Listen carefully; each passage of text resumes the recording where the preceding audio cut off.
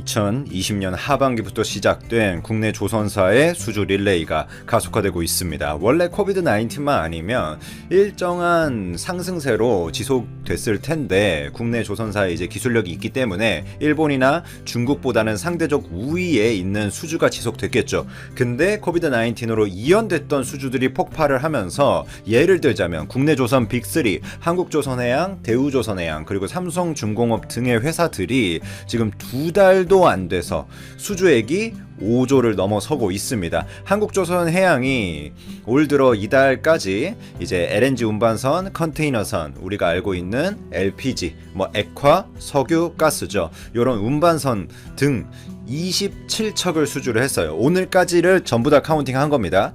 이 한국조선해양 혼자서 수주한 것만 전체 수주액이 2조 4천억이 넘습니다. 월별로 보면 지난달에만 1조 4천억 수준을 수주했고 이번 달에도 1조가 넘는 수주 실적을 기록하고 있어요. 달별로 조 단위가 넘는 수주를 이어가고 있는 호실적을 기록하면서 가고 있다, 이렇게 볼 수 있겠죠. 한국조선해양이 오늘도 아시아 소재 선사로부터 VLCC 3척, 그리고 LPG 운반선 2척, 그리고 PC선, 석유화학 제품 운반선을 PC선이라고 우리가 부르죠. 그래서 총 9척을 5,400억에 수주를 했다고 공시가 올라왔습니다. 지난 10일에 컨테이너선 2척을 수주했었죠. 그때 2,300억이었고 2,400억 수준이었습니다. 그리고 3일에 LPG하고 PC 운반선 5척, 그때 2,600억 수준이었어요. 그러니까 요런 거를 이제 다 합하면 이제 그렇게 조 단위로 된 거고, 지난달 4일날 수주한 이제 4척의 컨테이너선, 그러니까 6천억 수주, 이 규모로 따진다면 아시아에서 가장 많은 수주 실적을 기록을 했다, 단일 규모로. 그리고 삼성중공업 예를 들자면 연초 후에 지금 2조 수준의 수주 실적을 기록하고 있는데 17일 날에 VLCC 4척, 초대형 원유 운반선이죠. 4,600억 수준이었고 15일 날에 컨테이너선 5척, 8천억 수준이었습니다.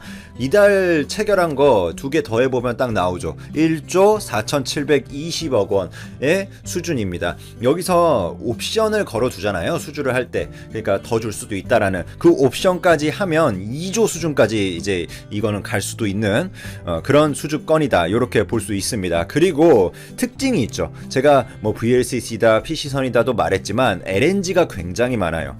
LNG가 지금 삼성중공업 전 세계에 있는 LNG 추진 원유 운반선 46척 중에서 26척을 수주했어요. 그리고 대우조선해양 예를 들자면 올해 한 6천억 중반 정도 수준으로 기록을 하고 있습니다. 실제로 지난해랑 비교하면 더욱 올해가 얼마나 수주 랠리가 가파르게 진행되고 있는지 우리가 알 수 있습니다. 한국조선해양이 아까 월 단위로 1조 수준을 수주를 릴레이를 이어가고 있다라고 말씀을 드렸죠. 지난해랑 딱 비교하죠. YOY로 1월에서 2월 동안 총 3척 수주했습니다.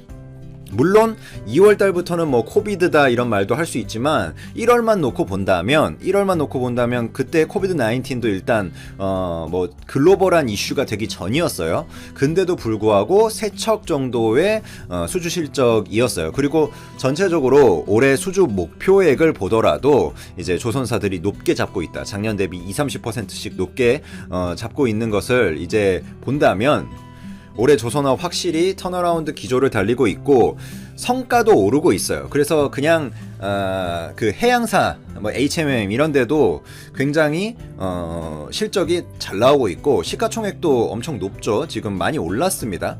그래서 지금 이거 주식에 관한 이야기 하는 게 아니죠. 기업에 관한 이야기 하는 겁니다. 그리고 또 카타르 페트롤리엄이 연내 발주가 또 시작될 걸로 보이기 때문에 지난해 국내 조선 3사가 카타르에서 따낸 것만 100척이죠. 100척 전체 계약 규모. 그래서 올해 또 카타르에서 뿌려주는 어떤 그런 것들이 예정이 되어 있기 때문에 당연히 기술력이 세계 최고 수준에 있는 우리나라가 대부분을 수주하지 않을까, 이렇게 보고 있습니다. 물론 중국이 이제 LNG 수요가 많기 때문에 눈치를 봐서 조금 나눠주긴 하겠지만 그래도 우리나라 위주로 작년도 100척을 우리나라가 수주하면서 우리나라 위주로 흘러갔기 때문에 그거랑 거의 비슷하지 않을까 보이고, 그 다음에 디램 현물가가 정말 미친듯이 올라가고 있어요. 지금 디램 현물가 보면 고정거래가는 아직 안 나왔으니까 고정거래가도 저는 상승 추세라고 생각을 합니다, 개인적으로는. 근데 이제 고정거래가가 나오기 전에 그나마 우리가 추세를 볼 수 있는 게 디램 현물가고, 고정거래가는 그대로 이제 SK하이닉스랑 삼성전자의 그 실적에 반영이 되는 거예요. 그래서 오늘 SK하이닉스도 괜찮았죠. 근데 삼성전자는 상대적으로 포트폴리오가 다변화돼 있다 보니까 그냥 디램, 그냥 메모리의 어떤 지표로만 생각한다면 하이닉스가 좀 더 이제 그 추세가 어떤지를 우리가 읽어낼 수 있겠죠. 그런 측면에서 상승세를 지속하고 있고, 지금 디램 익스체인지가 발표한 PC에 탑재되는 DDR4 8GB짜리 현물가를 보면 오늘 오전 기준으로 4달러를 넘었습니다. 지금 디램 4달러를 넘었다는 건 2019년 4월 이후에 22개월 만입니다. 정말 엄청난 성장세다라고 볼 수가 있죠. 슈퍼사이클이 코앞까지 온 거죠. 그러니까 이런 현물가 상승세가 고정거래가 상승세로 이어지지 않을까. 왜냐하면 현물가라는 거는 사실 일시적인 상승도 있을 수 있어요. 그래서 현물가가 상승하니까 무조건 뭐 고정거래가가 상승한다, 이렇게 우리가 이어서 죄송합니다. 이어서 생산하는 것은, 그 생각을 하는 거는 조금 무리가 있습니다. 하지만 지금 전체적인 수요와 공급의 구조, 그 다음에 데이터 센터 기업들이나 자율주행 쪽 차량용 반도체 기업들의 그 발주 규모 대비 지금 자연재해로 인한 공급 규모 축소 등, 그리고 물론 삼성전자가 이제 P2 라인을 조기에 그 조기 가동을 선언하면서 그나마 반도체의 숨통이 트이지 않을까라는 말들도 있지만, 종합적으로 생각한다면 지속적인 상승세, 왜냐하면 예측된 공급이었기 때문에 조금 조기에 갈 뿐이지. 하지만 예측되지 않았던 일본 르네상스, 그리고 독일의 인피니언, 네덜란드의 그 NXP, 그리고 삼성전자 오스틴 등의 문제들이 발생을 하고 있기 때문에, 이거는 디램 현물가나 디램 고정거래가를 결정짓는 그 계약 담당자들이 예측할 수 없는 범위에 있었거든요. 지진이 날 수도 있으니까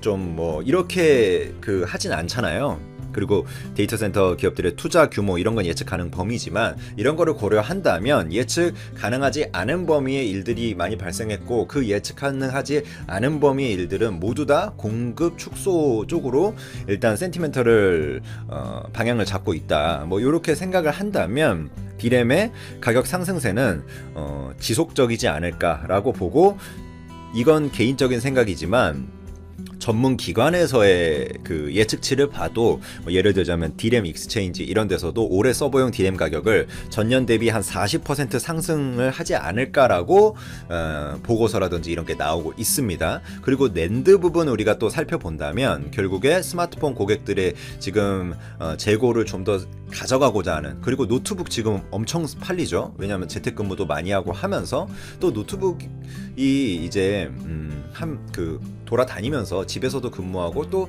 가끔 회사에도 가잖아요. 그러면 편하게 들고 가서 또 하고, 이런 게 많이 팔리고 있어요. 그리고 요즘에는 크롬북 뭐 이런 것도 많이 팔리고 있고, 그래서 낸드 산업도 지금은 조금 이르지만 가격 반등을 예상을 많이 하고 있고, 그 다음에 3분기 정도를 턴어라운드 시점으로 보는 전문 기관들이 많습니다. 이런 것들을 우리가 종합적으로 생각을 한다면 그 반도체 업계는, 업황은, 그러니까 주가는 우리가 알 수가 없어요. 주가는 그냥 실적이 잘 나온다고 해서 무조건 주가가 잘 나오는 게 아닙니다. 삼성전자, SK하이닉스가 최대 실적을 찍었던 해에 주가는 이미 빠져요. 예. 왜냐하면 최대 실적을 찍었다는 게 그 다음 연도부터 하락한다는 걸 의미하거든요. 실적이 다 반대말로 하면. 그러면 최대 실적을 찍기 6개월 전에 이미 주가는 달리고, 1년 6개월 전에 이미 주가는 달리고, 최대 실적이 나온다 하면 그때부터 횡보를 거치다가 실제 숫자를 찍고 그 다음 가이던스를 발표하잖아요. 경영진들이 이제 좀 보수적이다 하면 그때부터 쭉쭉 떨어집니다. 쭉쭉 떨어져요. 그러니까 우리가 주목해야 될 거는 2021년에 이런 디램에 미친 상승세, 오케이, 요건 알겠어. 그 다음에 구조적인 요인도 알겠어. 2021년 차량용 반도체건 클라우드건 이제 펜트업 디맨드를 비롯해서 대규모 이런 반도체 업체들이 호황을 볼 거다. 그 다음에 캐펙스가 이루어질 거다. 그러니까 반도체 장비주, 반도체 소재주 이런 것들 다 올랐잖아요. 그러면 우리가 주목해야 될 시점은 2022년입니다. 그러면 그때도 이렇게 지속 상승할 수 있을 것인가 측면에서 본다면 우리는 다음 사이클에 대해서 주목을 해야 되고, 그것은 바로 자율주행 전기차 사이클이죠. 원래 차량용 반도체가 300개 정도 들어가던 게 완전으로 가면 2000개가 들어가죠. 그러면 그 사이클을 얼마나 가속화시킬 수 있는 요인들이 있는가라는 부분에 우리가 주목을 해야 되고, 그것은 환경 규제 같은 것들에 좀 집중을 해서 봐야겠죠. 그러면서 결국에 자율주행차 시장이 확대되는 것도, 테슬라도 지금 자율주행차가 돌아다니면서 데이터 센터로 데이터가 가죠. 그러니까 테슬라도 데이터 센터를 짓죠. 그러니까 클라우드 쪽에 들어가는 반도체도 지속적으로 상승하겠구나. 그러면 이것이 반영된 내년에 삼성전자, SK하이닉스 등등 반도체 소재주, 뭐 세정하는 애들, 뭐 그 웨이퍼 하는 애들, 그런 MCU 하는 애들의 그 영업이익 재무제표를 한번 그려보시고, 그것 대비해서도 아직도 시가총액이 싼지 지속 가능한지가 일단 가장 중요한 포인트입니다. 그래서 뭐 그쪽에 이제 어느 정도의 지식을 가지신 분들이라면 어느 정도의 미래에 대해서 그림을 그리실 수 있겠죠.